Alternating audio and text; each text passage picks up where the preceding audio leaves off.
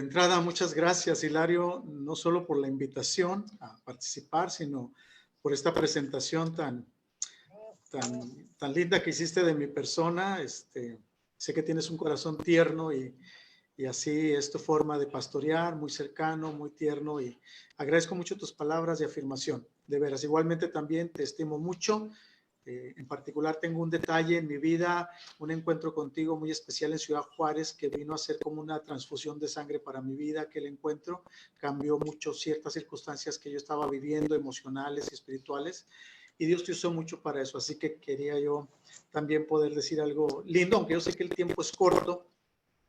Te mando un abrazo a ti y a tu esposa. Y sí, voy a entonar un canto porque el hermano puso como condición que si yo participaba en este evento tendría que cantar, y él y su esposa me pidieron que lo hiciera, y no lo hago ya tanto como antes, así que cada vez que me invitan me genera un poco de estrés, pero a la vez eso me permitió que yo pudiera aplicarme para escribir una canción justo para este momento, porque quería yo, ya que tenía esta oportunidad, compartir algo que fuera pertinente. Y les explico brevemente la idea de esta canción. La semana pasada invité a dos amigos pastores a que hiciéramos un ejercicio muy sencillo que terminó siendo muy significativo. Les pedí que aportaran algunos pensamientos breves pero importantes a partir de aquel maravilloso texto de Habacuc 3, cuando la higuera no florece y no hay uvas en la vid y esto.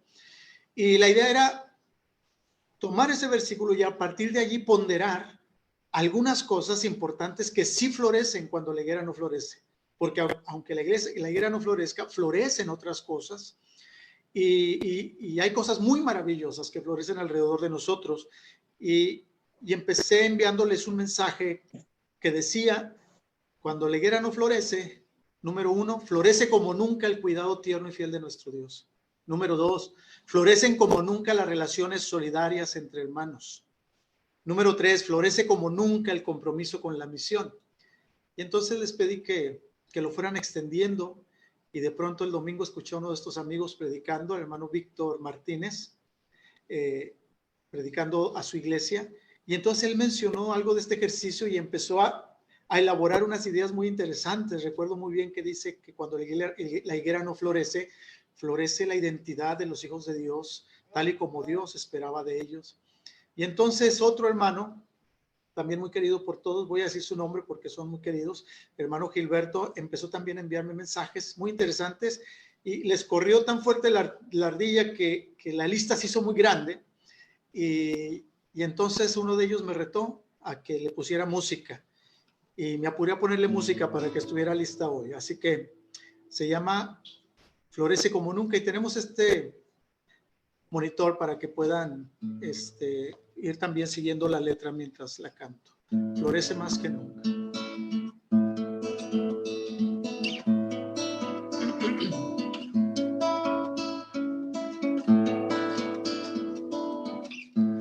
Hoy florece la esperanza, la confianza se agiganta, ya la oscuridad del alma fue vencida y desterrada por la luz que nos abraza. Hoy florece la ternura del pastor que en la penuria nos defiende con su vida, y en los valles de agonía nos conduce con porfía. Si la higuera no florece y no hay uvas en la viña, hoy florece desde el cielo un amor que no marchita. Si el olivo está maltrecho y el establo es un desierto, en el Dios del universo hay refugio y hay sustento. Si la higuera no florece, que florezca hoy la alegría de saber que caminamos de la mano del que un día con su muerte hizo la vida. florezca en nuestra tierra, que florezca como nunca nuestro canto libertario, el que rompe las cadenas de opresión y de justicia. Que florezca como nunca y que nunca se marchite la hermandad que prevalece a fronteras y sentires. Que florezca como nunca la palabra que construye la justicia en las acciones y el abrazo que nos une. Que florezca la mirada compasiva y solidaria, la que a cuerpos malheridos brinda aliento y nuevas alas. Si la higuera no florece y no hay uvas en la viña,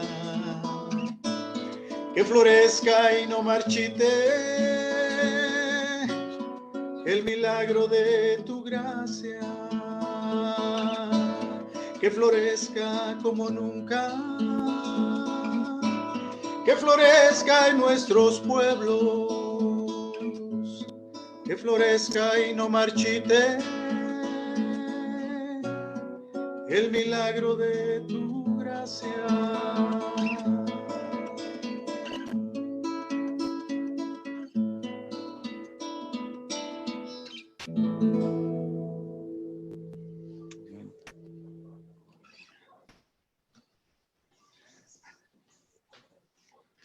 Bueno, gracias por presionarme de alguna manera, mi estimado Hilario, para poder escribir un canto. Hacía mucho que no escribía un canto, esa es también otra situación, así que me siento muy feliz de haber podido componer un canto que pudiera compartir con ustedes hoy. Muy bien, gracias a Dios que en esta carencia que hemos estado experimentando, carencia no solamente económica, sino carencia, ¿no?, de la cercanía, carencia en muchos sentidos, a veces de paz y de estas cosas. En medio de esa carencia no nos han faltado pastos verdes, no nos han faltado aguas de vida. Dios nos ha cuidado y nos ha nutrido durante estos días y de manera muy especial a partir de ayer a través de este congreso. El Señor ha tenido cuidado de nosotros, un cuidado muy especial. Y hermanos, ¿cómo nos hace bien estar juntos? Gracias a Dios que nos podemos ver. No se pudo tener en el mes que estaba planeada la reunión nacional, y una de las cosas que más disfrutamos de ir a la plenaria nacional es poder reencontrarnos con los amigos pastores, pero Dios nos ha provisto de estos espacios en donde nos estamos reencontrando y produce también un efecto muy especial el poder saludarnos y estar unidos a través de estos eventos, en este espíritu y en este deseo de aprender más del Señor. Crisis y transformación es el tema que quedamos para desarrollar hoy, y el tiempo ha pasado, así que vamos a caminar pronto. Crisis y transformación. Tengo la convicción, hermanos, de que el árbol de la ciencia del bien y del mal, aquel de la creación ahí en Génesis, es el sello que hace perfecta la creación de Dios. Y lo digo porque ese árbol no fue creado por Satanás, fue pensado por Dios, fue creado por su mano. No hay manera de que teológicamente digamos, concluyamos o sospechemos que ese árbol de la ciencia del bien y del mal era malo o era una maldición o era una desgracia. Ese árbol era bueno porque brotó de la mente santa de Dios, porque sus manos lo diseñaron y lo plantaron ahí en el huerto. Y reafirmo que es el sello de la perfección en la creación, porque su existencia implicaba que el hombre fue creado como un ser libre y que su obediencia a Dios no sería nunca un asunto mecánico o un asunto vacío o farisaico. Ese árbol le otorgaba un valor extraordinario a la entrega del hombre a Dios. Ese árbol hacía de la obediencia del hombre a Dios algo hermoso. Es interesante que una de las maneras en que se traduce en el Nuevo Testamento o una de las frases que se usan en el Nuevo Testamento, la frase buenas obras, que vean vuestras buenas obras. En alguna parte del Nuevo Testamento, la palabra griega que se traduce buenas obras es la palabra poema, poema dirían algunos, poema, como diciendo que su vida sea un poema delante de los hombres y obviamente delante de Dios.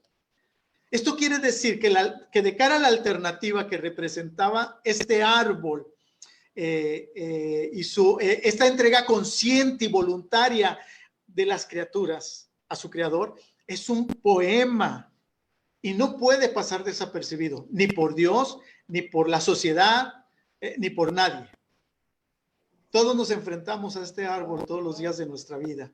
Y ese árbol es una representación de la crisis, por lo menos en el sentido etimológico de la palabra crisis, porque viene de una raíz que significa decisión. Crisis viene de una raíz que significa decisión. No pretendo dar una clase sobre esto. Max definió muy bien esta mañana o describió muy bien esta mañana de una manera también muy coloquial, pero también muy sentida, lo que es una crisis desde la perspectiva psicológica y emocional.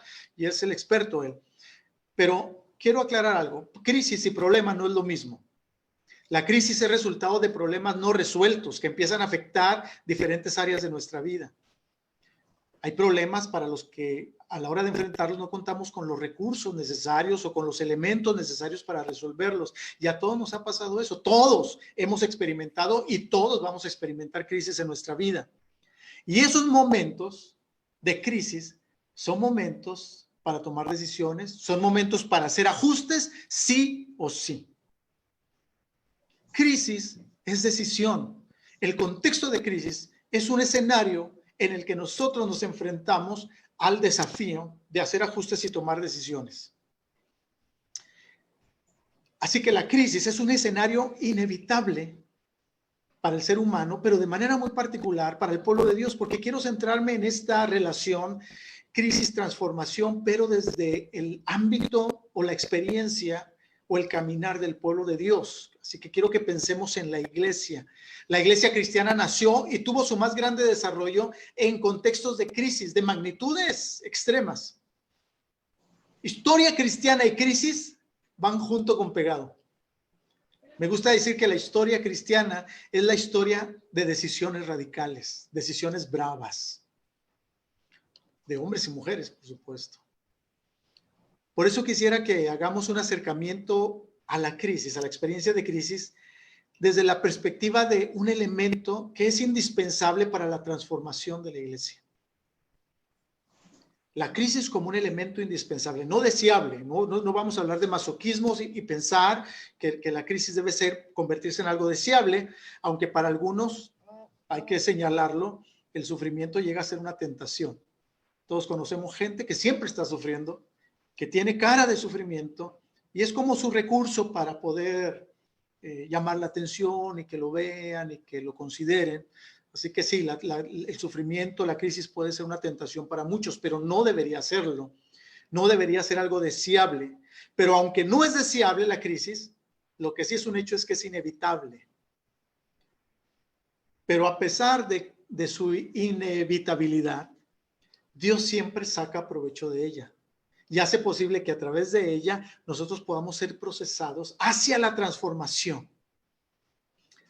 David el salmista decía, con justa razón me afligiste, oh Dios. Él miraba en retrospectiva situaciones críticas. No fue que Dios le causó aflicción, sino que Dios nos diseñó a los seres humanos con esta habilidad en nuestra naturaleza de reaccionar a ciertos momentos y decisiones de nuestra vida de muchas formas. Y David, por causa de su pecado, había entrado en una tremenda aflicción. Y él lo atribuye a Dios, pero más que nada Dios nos había diseñado así, como una especie de alarma, ¿no? en nuestro corazón. Pero es interesante cómo lo expresa David. Con justa razón me afligiste, con justa razón permitiste que yo pasara por esta circunstancia, porque ahora puedo ver el fruto de esa experiencia. Me gusta como Pablo lo dice. Pablo es insuperable. Allí en Filipenses 1:21, Pablo dice, para mí el vivir es Cristo y el morir es ganancia, pero hay una versión que lo traduce de esta manera. Porque si Cristo es mi vida, hasta de la muerte saco provecho. Esto tiene implicaciones extraordinarias para nuestra vida cotidiana. Si Cristo es mi vida, hasta de la muerte saco provecho. Cuando Cristo es nuestra vida, en la crisis encontramos salida, pero no solamente salida. Encontramos o experimentamos transformación, algo bueno para nosotros, crecimiento, desarrollo. David Bosch, un estudioso de la misión, dice algo que no podemos pasar de alto. Escuche esto. Estrictamente hablando, deberíamos decir que la iglesia se encuentra en un estado de crisis permanente y que su mayor deficiencia es ser consciente de ello solo en forma ocasional. Es una tragedia que no estemos conscientes de que vivimos en crisis, dice David Bosch. Que hubiera tantos siglos de existencia libre de crisis para la iglesia fue una anomalía. En la Edad Media, la iglesia en el poder, en el control, no experimentaba crisis, tensión con su entorno, con la cultura. En Occidente, la iglesia de pronto ser cristiano se ha vuelto una moda. Todo mundo dice ahora que es cristiano. Entonces, vivir libres de crisis es una anomalía, porque dice David Bosch, porque encontrarnos con la crisis es encontrarnos con la posibilidad de ser verdad iglesia, de ser iglesia en verdad. La Biblia es muy clara al señalar que estamos siendo transformados a la imagen de su Hijo. Y la crisis nos da una enorme posibilidad, no es la única, pero a través de la crisis encontramos una enorme posibilidad, o Dios encuentra para nosotros una enorme posibilidad de ser procesados para ser más semejantes a Cristo. Y dicho sea de paso, cuando Pablo en Efesios escribe que alcancemos la estatura del varón de Cristo, no está hablando individual o individualistamente. No está pensando que cada creyente alcance la estatura de Cristo. Está pensando corporalmente que como iglesia crezcamos, como cuerpo, como corporativamente crezcamos a la altura del varón de Dios, que es Cristo. De unos años para acá, se instaló en nuestro medio cristiano una idea que suena muy bien y se instaló fuertemente. Echó raíces tremendamente en nuestro ámbito cristiano esta idea. Suena muy bien, pero está muy lejos de ser una idea bíblica. Es esa idea expresada en esta frase: cambiemos nuestra manera de pensar para que cambiemos nuestra manera de vivir. Estamos muy familiarizados con eso, ¿no? Cambia tu manera de pensar para que cambie tu manera de vivir. Suena bien, suena lógico. ¿De dónde viene esta frase? Pues es una paráfrasis que alguien hizo de Romanos 12:2, donde dice transformaos, en la versión 60 dice transformaos por medio de la renovación de vuestro entendimiento. Y vaya que esta, más que paráfrasis, es una interpretación mal lograda. Nos ha impactado, nos ha seducido tanto que hemos llegado a este grado de adoptar un hábito, por no decir una adicción, a los cursos, a los talleres, a las conferencias, a las clases, a los entrenamientos, a los seminarios de un día, de 3, de una semana, porque le hemos creído a esa idea que dice que mientras más capacitada esté la iglesia, mientras más conocimiento tenga, será una mejor iglesia. Yo sostengo que esa es una herejía, que si cambias tu manera de pensar y añades elementos y conceptos importantes, vas a ser mejor. Yo sostengo que eso es una herejía. Y no me malentienda, por favor, de ninguna manera quiero decir que la educación cristiana o la enseñanza bíblica no tienen valor alguno. La educación cristiana es fundamental. Los pastores estamos llamados a enseñar y hay que hacerlo cada vez mejor. Mi punto aquí es que la enseñanza no surte efecto cuando nuestro corazón se parece al camino, aquel en la parábola del sembrador. ¿Se acuerdan que unas semillas cayeron en el camino y la semilla no pudo penetrar en la tierra? Le pegó el sol, vinieron las aves, se la comieron. Y a veces nuestro corazón se parece más a ese suelo duro. Ahí pasaban los animales, la gente, así que la tierra estaba muy dura y no había manera de que la semilla penetrara. Y a veces así es nuestro corazón.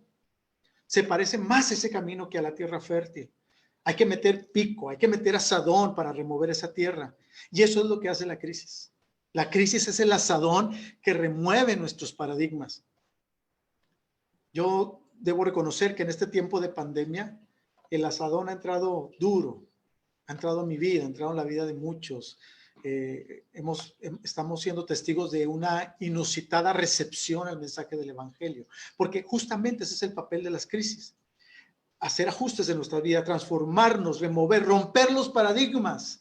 Decía un profesor de nuestro seminario, el querido Manolo, que además de contar muy buenos chistes, debía también compartir algunos conceptos muy interesantes de la escritura, y él decía que el ministerio del Espíritu Santo es romper paradigmas, colocarnos en una situación donde no tengamos de dónde agarrarnos para empezar a construir en la relación con Dios una base sólida para nuestra vida. Así que estamos viendo esta crisis, esta pandemia como ese asadón que está removiendo no solamente a la iglesia, sino también a la sociedad. Y aquí quiero hacer un paréntesis para recalcar la necesidad de profesionalizar algunos de los ministerios o algunos aspectos del ministerio de la iglesia. No hablo de profesionalizar en pagar, sino de hacerlos con un nivel cada vez más profesional, sobre todo lo relacionado con los medios. Ahora la vida corre a través de la pantalla. Se asumen posturas hacia la vida a través de la pantalla o de las pantallas. De eso habla un filósofo contemporáneo de la ética en su libro La pantalla global, se los recomiendo. Pastores, iglesias, convenciones, tenemos el reto de convertirnos, dirían ahora en este ambiente de los medios, en líderes de opinión. Es decir, estar difundiendo en el universo virtual posicionamientos pertinentes sobre aspectos que son vitales, sobre situaciones críticas y de suma importancia para la sociedad.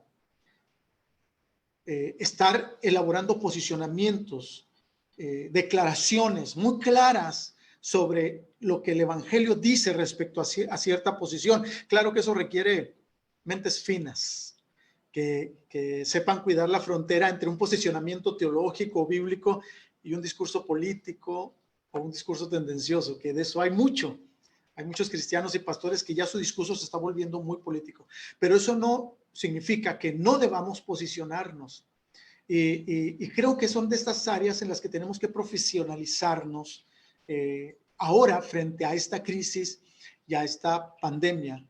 Creo que es la Convención Regional del Centro, allí en la Ciudad de México y sus alrededores, la que en su estructura organizacional tenía, me parece a mí, en la primera vicepresidencia, si no era la primera, una de las vicepresidencias, su primera vicepresidencia era la presidencia de difusión, de comunicación. No era la de misiones, sino era la presidencia de difusión y comunicación. Tiene mucho sentido, no solamente porque a través de la difusión mantenemos a las iglesias informadas, conectadas, motivadas para sostener los proyectos que se están llevando a cabo y que se están dando a conocer, sino también para poder ser testimonio y contrapeso y contracultura de pronto hacia afuera. Ok. No somos transformados por la enseñanza, por los conceptos. Tenemos que atravesar por una crisis.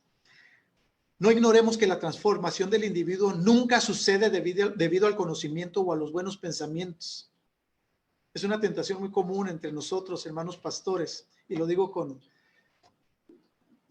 espero con amor, ¿verdad? Pero es una tentación creer que si nuestras iglesias escuchan una buena conferencia, una que escuchamos por allí que nos llamó bastante la atención, o a un buen predicador, la iglesia va a cambiar tremendamente para siempre. Esta enseñanza hará que nuestra iglesia sea lo que siempre hemos soñado ser. Bueno, la iglesia recibirá aquella enseñanza aquel domingo, en el día que sea, la disfrutará, pero dudo mucho que la iglesia, por una enseñanza, por muy buena que sea transformada. Quiero que me escuchen bien para que no piensen que estoy en contra de algunas prácticas y cosas que tenemos, pero un día un muy querido pastor al que yo admiro mucho, bastante, me preguntaba en un viaje que estábamos haciendo juntos: Abraham, ¿algunas veces has ido a la cumbre de liderazgo que organizamos como iglesia? Todos saben lo que son las cumbres de liderazgo. Y yo le expliqué que no había podido ir a ninguna, que tenía muchas ganas de ir, de conocer, pero que no había podido coincidir. En aquel entonces yo viajaba más que ahora y no coincidía con las cumbres de liderazgo. Y le dije, no he podido ir. Pero entonces yo le pregunté, dime hermano, ¿cómo ha afectado o en qué les ha beneficiado a ustedes como iglesia? Era una pregunta neutral, positiva, no estaba yo criticando. ¿En cómo ha cambiado a la iglesia la crisis de liderazgo? Y él me dijo, nos ha revolucionado mucho. En realidad, dice, a través de la cumbre de liderazgo, mucha gente ha venido a entender diferente su relación con Dios, con su reino, con la misión y todo esto. Dice, y me decía, y desde la preparación de la cumbre, porque toda la iglesia se involucra y eso nos une y nos alienta y enfrentamos adversidades y las resolvemos con la ayuda del Señor. Y entonces yo me atreví a decirle esto, y le dije, mira hermano, yo conozco tu iglesia, la he estado conociendo y estoy admirado por ella y tengo esta convicción. Si no se hubiera inventado la crisis de la cumbre global de liderazgo en este mundo, tu iglesia seguiría siendo una iglesia dinámica, creciente, innovadora, porque es una iglesia así.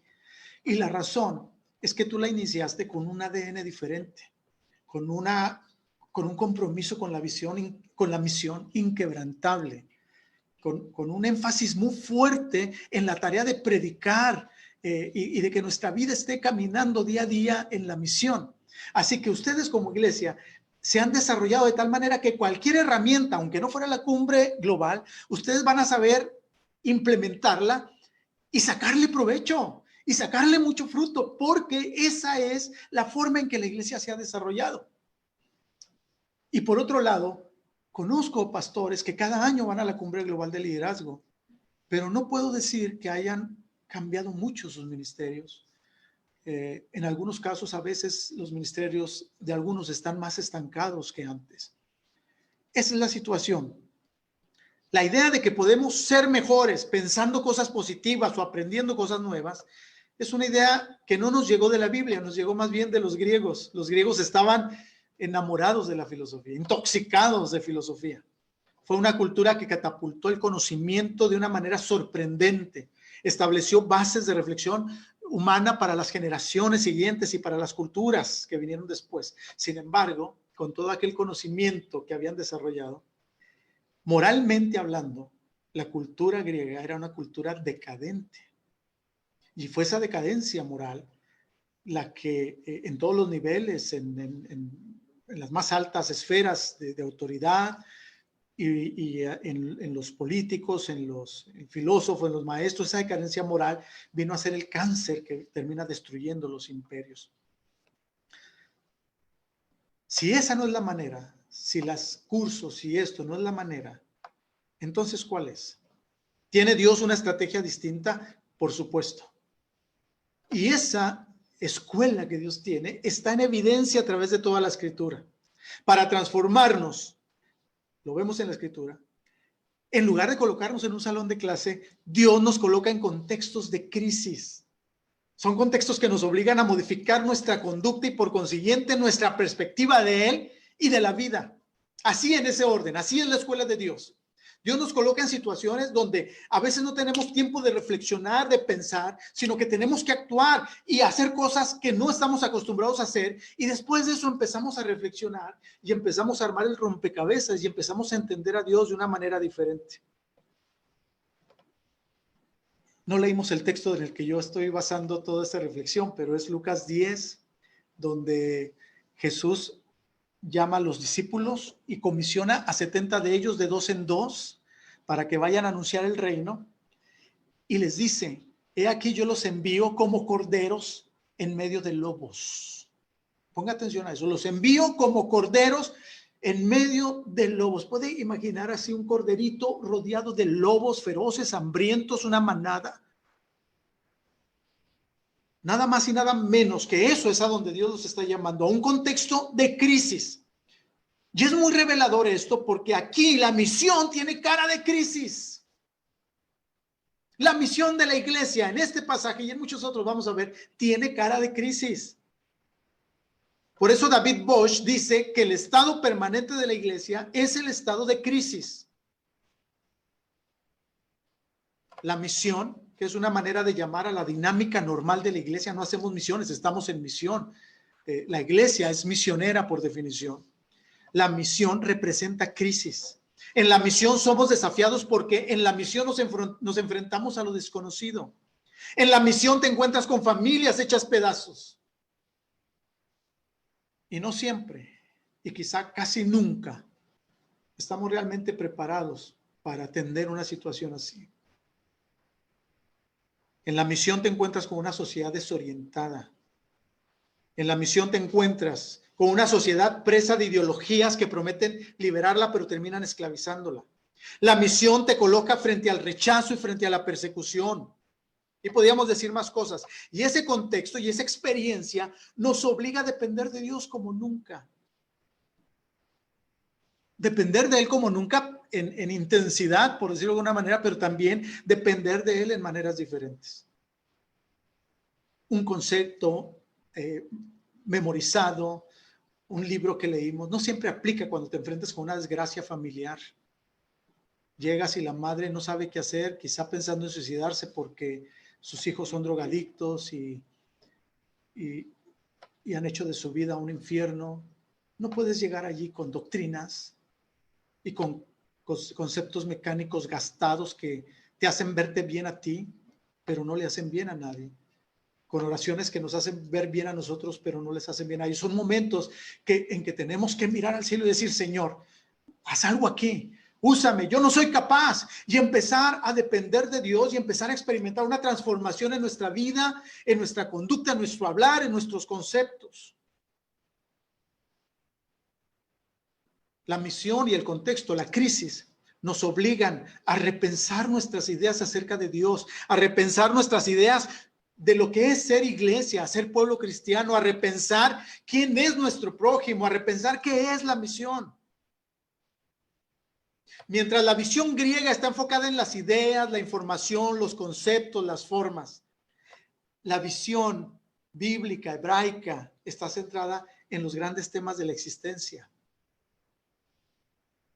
La escuela de Dios no tiene que ver tanto con formas, claro que implica formas, implica conceptos, porque hay un elemento conceptual en la escritura, pero tiene más que ver con el tema de cómo nos relacionamos con Dios, y a partir de esa relación con Dios, cómo nos relacionamos con las demás cosas, con nuestros semejantes, con esta creación, con las actividades que realizamos día a día. Es una fe integral, es como la fe de los musulmanes, que a veces es más integral que la iglesia cristiana en Occidente, la fe de la iglesia cristiana en Occidente, porque en el mundo musulmán, no voy a decir que están bien, no estoy diciendo que ellos están mejor que nosotros, pero el concepto de fe que ellos tienen permea todo, permea el gobierno, permea la educación, permea los negocios, permea las artes, la arquitectura, las ciencias en general.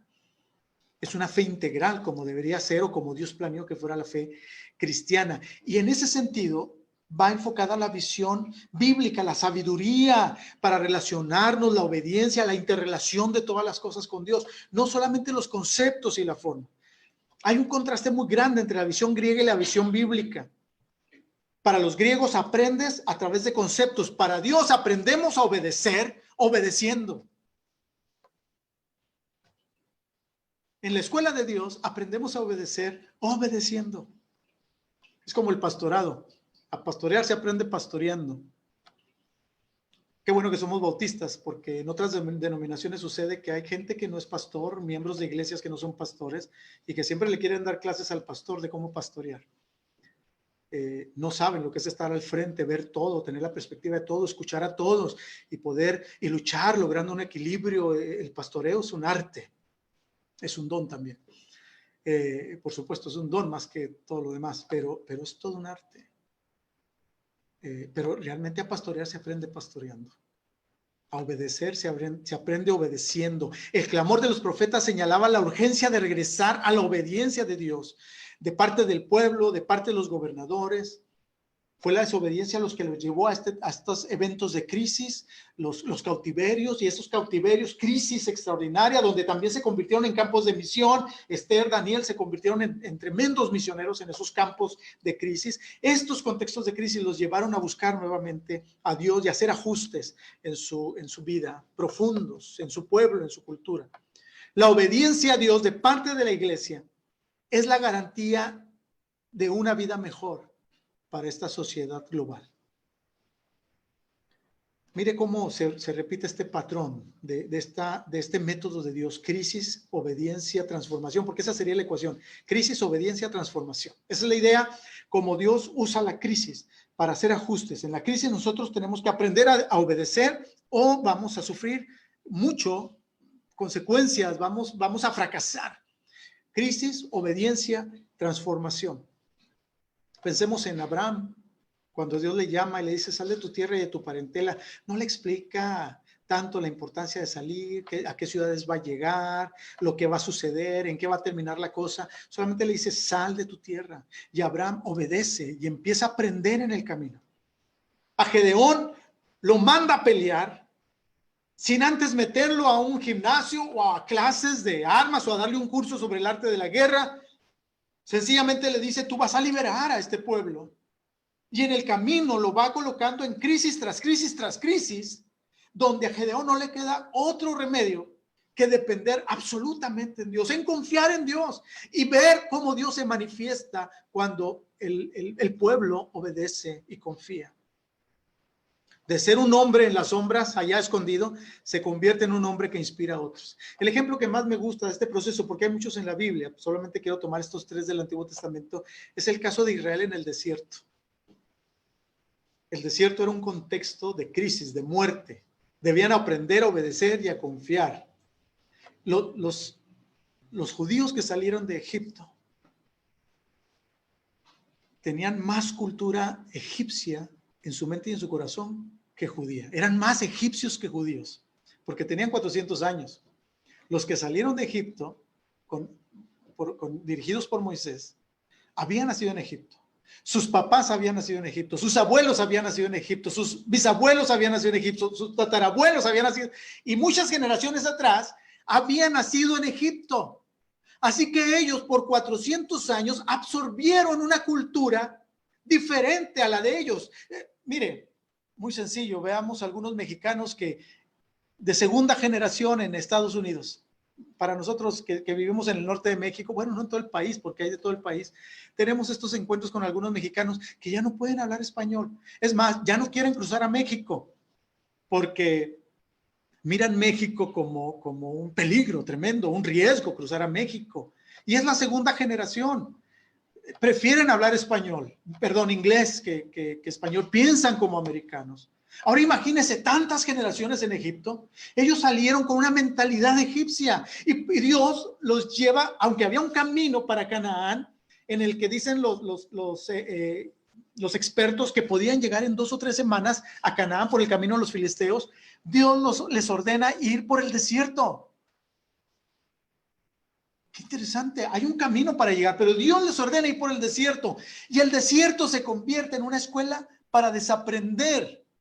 Una crisis tras otra, donde los conceptos egipcios están siendo probados y descartados. La prueba de llegar al mar y de pronto ver de un lado las montañas, del otro lado el desierto, y detrás de ellos un ejército furioso que viene para eliminarlos en ese momento. En Egipto ellos aprendieron que en una circunstancia así, lo único que les podía esperar es la muerte. Y de pronto Dios hace un milagro, abre el mar, y entonces imagínense lo que eso significó para su paradigma. Ya me los imagino ahí hablando entre... ¿Alguna vez escuchaste en Egipto que el mar se abre? ¿Sí me entiende? La crisis los llevaron a experimentar a Dios de una manera que ellos nunca habían considerado. De pronto sale agua de la roca. ¿Te habían comentado en Egipto que puede salir agua de la roca? Yo nunca en mi vida había escuchado cosas semejantes, menos haberla visto. Y entonces Dios empieza a trastocar toda aquella cultura y todo aquel pensamiento, los va limpiando de esa cultura, crisis tras crisis, removiendo el asadón, ¿verdad? Allí a todo lo que da, en su corazón y en su mente, hasta que finalmente logra liberarlos de toda esa carga que traían de cultura egipcia, y finalmente los lleva al monte, y allí en el monte les dice: esta es la cultura, si me permiten decirlo de esa manera, esta es la cultura del cielo, esta es la cultura que si se ajustan a ella será una bendición para todas las naciones. Así que ese proceso, ese ir por el desierto, era la oportunidad para ser transformados. La historia del mago de Oz lo ilustra muy bien este proceso. El hombre de lata quiere un corazón porque es de lata, el espantapájaros quiere un cerebro, el león sueña con tener coraje, y entonces se unen a Dorothy para llegar a donde está el mago de Oz, porque dicen que el mago de Oz es capaz de hacer y de cumplir todos los deseos y los sueños de la gente. Pero se decepcionan porque no tiene poder alguno el mago de Oz. Y entonces, mientras están decepcionados, recapacitan y se dan cuenta que en el camino, en el proceso, a través de las crisis que enfrentaron, aquello que ellos necesitaban sucedió de una manera maravillosa. En momentos de peligro, el león toma coraje, valor, defiende. El espantapájaros empieza a diseñar estrategias para salir de situaciones complicadas. El hombre de lata empieza a experimentar sentimientos. Eso sucedió en el proceso. No a través de conceptos, sino a través del caminar en medio de la crisis. El camino, el contexto de prueba reveló su capacidad, o mejor dicho, les ayudó a alcanzar lo que buscaban. La transformación no se consigue con cursos, hermanos. Yo no sé quién diablos nos hizo creer que cuando Jesús dijo que hiciéramos discípulos enseñándoles a otros a guardar lo que Él nos había mandado, estaba diciendo que hagamos discípulos enseñando las cosas que Él nos enseñó. Jesús dijo: enséñenles a guardar lo que mandé. No, enséñenles a memorizar lo que enseñé. Enseñar y ordenar o mandar son cosas diferentes. Jesús enseñó muchas cosas, hasta enseñó sobre el infierno.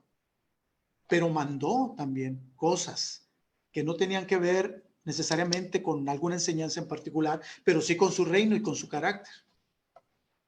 Y lo que está diciendo Jesús: hagan discípulos enseñándoles a obedecer lo que mandé. No es un tema de la intelectualidad, es un tema del carácter. Podemos ser expertos en Biblia y en doctrina, pero eso no significa que tengamos el carácter de Cristo.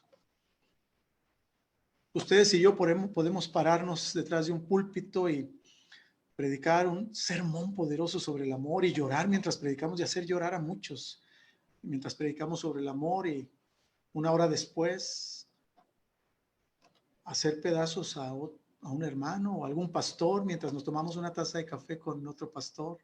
No sé si nomás a mí me ha pasado, pero podemos ser expertos en los conceptos, en las ideas, en la enseñanza, pero a veces el carácter de Cristo está ausente. Mucho conocimiento, pero poco carácter. El discipulado o la transformación de Jesús quiere que él estaba pensando que se diera en ese nivel del carácter y no en algo ajeno a eso. Un carácter conformado al carácter de él. Muchas de las cosas que Jesús mandó están en el Sermón de la Montaña. Un día me preguntaba alguien: recomiéndome un curso de discipulado. Entonces yo le decía: pues, ¿por qué no haces una lista de las cosas que Jesús mandó? Ahí está en los evangelios, especialmente en el Sermón de la Montaña. No juzgues para que no seas juzgado. Eso es una orden, es un mandamiento. Ama a tus enemigos, al que te pida, dáselo. Si alguien te pega en la mejilla, ponle la otra. Pongamos atención a esas órdenes. Todas se dan o son para aplicarse en momentos de crisis. Dígame si no es una crisis que alguien te dé una bofetada en la cara. Y en ese contexto de crisis, Dios quiere que ajustemos nuestras actitudes y nuestras conductas. Imagínese usted una clase de discipulado con su equipo pastoral y se sientan allí alrededor y usted les pregunta: ¿cómo les va con eso de criticar a otros? Imagínese esa pregunta con sus líderes. ¿Cómo están manejando ese asunto de criticar a otros? ¿Alguien de ustedes puede compartirnos qué cosas le han ayudado a contenerse de criticar a los demás? Pues sería un ejercicio interesante. ¿Alguien de ustedes puede hablarnos de qué ha echado mano para perdonar las ofensas de otros hacia ustedes? ¿Qué nos enseña la Biblia sobre este tema? Imagínense allí hablando sobre el criticar a otros, sobre el perdón. ¿Qué nos enseña la Biblia? Y empezar a reflexionar y a buscar en la palabra de Dios, sí, el elemento conceptual que viene a complementar lo que Dios nos está ordenando que hagamos. Y luego tener un momento de oración. ¿Por qué no oramos para que Dios nos ayude a vencer la tentación de criticar a nuestros hermanos? ¡Wow! Sería muy interesante, ¿no? Así que un buen curso de discipulado sería poder hacer una relación de las cosas que Jesús mandó y trabajarlas con nuestros discípulos. Una de las ideas más equivocadas que existen es que el discipulado es para los nuevos creyentes. Y esa es una gran mentira. El discipulado es para todos los creyentes y dura toda la vida. Y eso de vencer la crítica y de perdonar las ofensas es algo que se repite siempre en la vida. Puedes superar una crítica, puedes superar una ofensa, pero tarde que temprano te vas a enfrentar a otra situación así, de ofensas, de críticas, y allí tenemos que replantearnos otra vez la necesidad de perdonar y de criticar. Por eso este discipulado dura toda la vida, hasta que vayamos aprendiendo y echar mano de los recursos espirituales, comunitarios, bíblicos, para poder hacer frente a estas cosas. Así que ese sería un buen curso de discipulado. Claro, después del curso, venid y ved, no se vayan a agüitar. Siempre lo recomiendo también. Así que el método divino para la transformación es crisis, obediencia, transformación. ¿Ok? Crisis y transformación. Esta ecuación bíblica es la clave para entender cómo ese pequeño grupo de discípulos impactó al mundo en aquel momento del primer siglo. Se transformaron ellos mismos en el camino con la gracia de Dios y transformaban lo que se encontraban en ese camino. La expresión, creo que la citó Max esta mañana, es fuertísima. Los que están trastornando el mundo, ya llega, trastornar, es una idea de poner de cabeza todo. En la obediencia y en el caminar en la obediencia vino la transformación de ellos y de los demás. Quiero terminar, creo que ya me queda muy poquito tiempo, hermanos, 1 minuto, 2. Compartiendo 3 ideas un poco más prácticas a partir de esta reflexión que estamos haciendo. Pero allí en ese pasaje, en Lucas 10, donde Dios envía a un contexto de crisis a los discípulos, porque Él está entrenándolos, por eso los incluye en la misión y los lanza a este mundo hostil. Les dice algunas cosas. Una de ellas es: no lleven alforja. Y mire, esto da para mucho. Nosotros nos hemos vuelto tan creativos que corremos el riesgo de terminar adorando nuestras propias ideas. Tenemos métodos, estructuras, edificios, programas, materiales, dominamos la tecnología, tenemos discursos impresionantes sobre la teología, la misión, tenemos planes nacionales, regionales, pero aún con todo eso, no hemos logrado cruzar la frontera que nos permite ser de mayor influencia para esta sociedad. Y en mi opinión, creo que el no llevar alforja, esta instrucción es la primera instrucción que Jesús les da cuando los lanza como ovejas en medio de lobos. El no llevar alforja implica no solamente no llevar cosas materiales y aprender de Dios en el plano material, implica también no llevar ideas preconcebidas. Aprender a realizar la misión de maneras realmente significativas en el contexto donde estamos misionando. Descubrir, por eso nos llaman tanto la atención los testimonios de los misioneros, nos impactan tanto, porque nos hablan de cómo en un contexto de misión, en un país donde en ocasiones es un delito ser cristiano en muchos países y hay consecuencias muy graves, ellos se encuentran a situaciones desconocidas que los rebasan, pero entonces cómo Dios se manifiesta y hace milagros y rompe las barreras. Porque a eso nos está invitando el Señor. No lleves alforja, no vayas pensando que eres experto. Por cierto, tenemos en nuestras iglesias expertos en evangelizar en los viajes misioneros. Son expertos en servicio, tienen un espíritu de siervo en los viajes misioneros. Son capaces de tolerar todo en los viajes misioneros. No sé si me explico. No se hace misión en tiempos del coronavirus como si no fuera tiempo de coronavirus. Cuando esta contingencia se levante, habrá que encontrar maneras adecuadas de hacer misión, porque nos vamos a enfrentar a otro mundo. No lleven alforja. Es la invitación de lo que decían algunos teólogos, a hacer teología en el camino, a conocer a Dios desde otras realidades, desde otras perspectivas. Hay que hacer misión y a la vez ir reflexionando. No podemos caer solamente en la tentación de lo práctico, porque nos volveríamos pragmáticos. Necesitamos un fundamento teológico, pero esa teología se tiene que hacer en el servicio y en el trabajo. Así que no llevar alforja implica que tenemos la imprescindible tarea de hacer teología en el camino. Cuando a tus jóvenes o a tu iglesia la llevas a una experiencia de misión, qué importante es sentarnos y qué nos enseñó Dios, a qué nos está desafiando Dios, cómo podemos hacer esto de una mejor manera y empezar a recurrir a la Biblia y todo esto. Pero cuando Jesús les dice, y este es el otro principio, que los envía como ovejas en medio de lobos, no los está enviando a algo a lo que él no está dispuesto a enfrentarse. Jesús mismo era una oveja en medio de lobos. No hay otra manera de enseñar la obediencia que siendo nosotros mismos obedientes. Enseñamos a otros a obedecer cuando nosotros obedecemos. Es muy pretencioso querer que los que están a nuestro lado sean transformados cuando nosotros no hemos sido transformados. Hacer discípulos sin que nosotros seamos discípulos es mucha pretensión. Jesús les enseña a ser obedientes siendo él mismo modelo de obediencia. Y por último, porque se acabó el tiempo, vamos a correr. Los manda de 2 en 2. Solamente estas 3 cosas quiero dejar ahí. La imprescindible tarea de hacer teología en el camino, la imprescindible o la insustituible necesidad de modelar, y por último, la impostergable decisión de trabajar como una sola y verdadera iglesia. En medio de la crisis, el contexto de crisis demanda que hagamos teología. El tiempo del coronavirus nos demanda hacer teología en el momento, desde el momento. Nos obliga a modelar a otros cómo enfrentar esta situación y a la vez cumplir la misión, pero también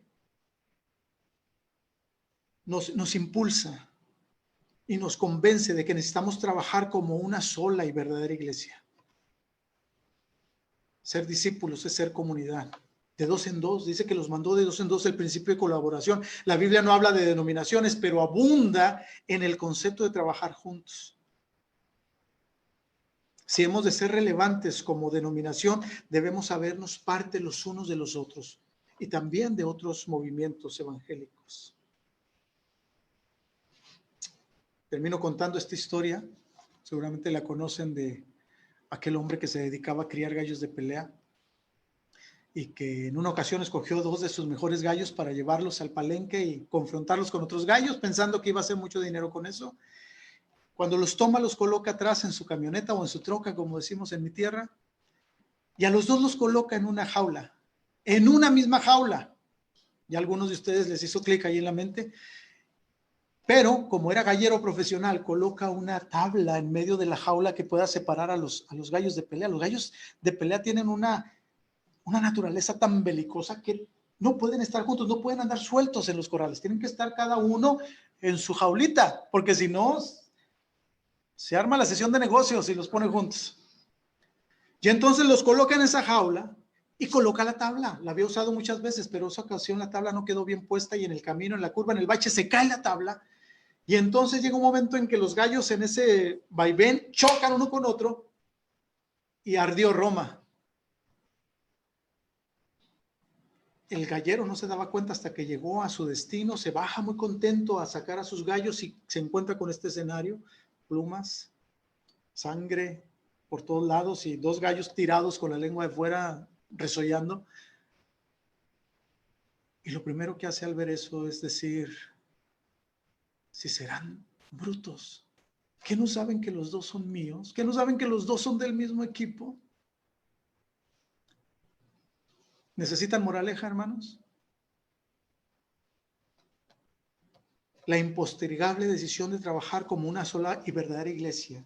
El tiempo de crisis es un contexto donde hacemos ajustes también a ese nivel y sobre todo a ese nivel de las relaciones.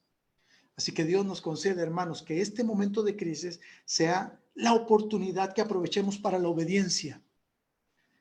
Y en esa obediencia poder disfrutar de la transformación de Dios, de nuestras vidas y de nuestra comunidad. Que el Señor los bendiga. Creo que debemos hacer una oración. Oremos. Dios, gracias.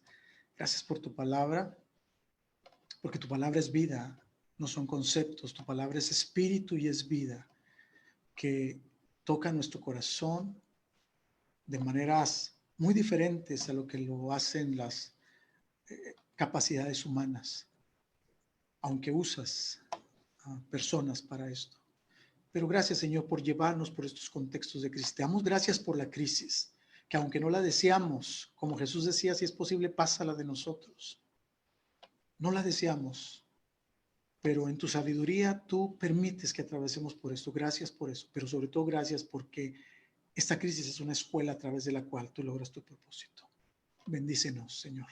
Bendice a este varón, a este cuerpo, para que alcancemos la estatura del varón de Dios.